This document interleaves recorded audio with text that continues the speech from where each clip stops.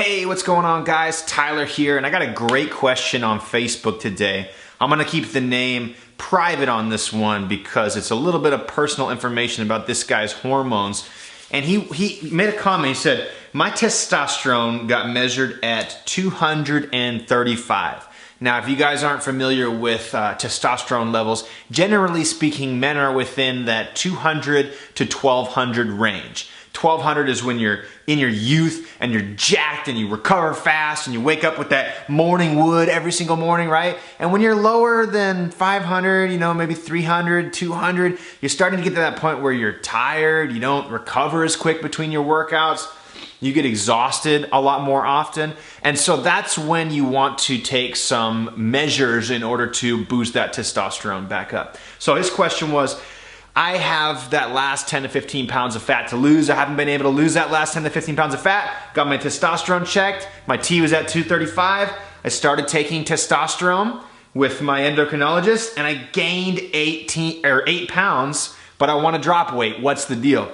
So I urge you and anybody else watching this to get rid of the damn scale, all right? That's the most important thing you can do. In fact, I have a client who had this same issue, right? He wasn't recovering very well, and so he went to his endocrinologist, found out his testosterone was in the hundreds. That's right, the hundreds. We're talking to the point where you don't have enough testosterone to be even a man anymore. That's terrible, I shouldn't say that. But you're in the high range of female testosterone, okay? So he had testosterone like this. Once he went to his endocrinologist and started getting exogenous or external testosterone injections to help boost his testosterone back up, his recovery went up. His strength went up. His body fat started to disappear, especially around the areas where you see excess body fat stored from estrogen. So buns, thighs, and belly, all right?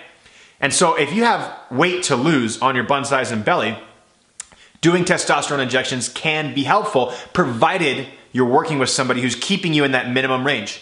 The problem where this goes wrong is when you take too much for too long, you don't ever cycle off of it, and then your body turns off its endogenous production of testosterone. So you're not able to produce testosterone without external injections. So you don't want to do that. You don't want to go too far. You want to be supervised by a professional, right? This client of mine, however, didn't lose a lot of weight. He came to me, he was 220. We started to lose some weight, blah, blah, blah. We started to do the testosterone injections, and he started to gain a little bit of weight, just like you're asking. And the reason why is because you're youthful again, man. You are young again, hormonally. And what does that mean? That means you're going to gain muscle easier. That means that you're actually going to burn body fat easier as well. So throw the scale away, and I have a simple remedy for you. Track your body fat percentage. Do it through a bioimpedance handheld thing. I say this a million times.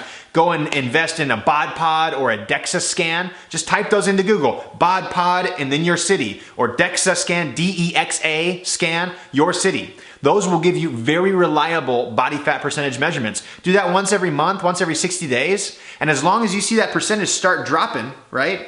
Let's say you start at 20 or 25 or 15 or whatever. As long as you see a downward trend, then you're on the right track, man.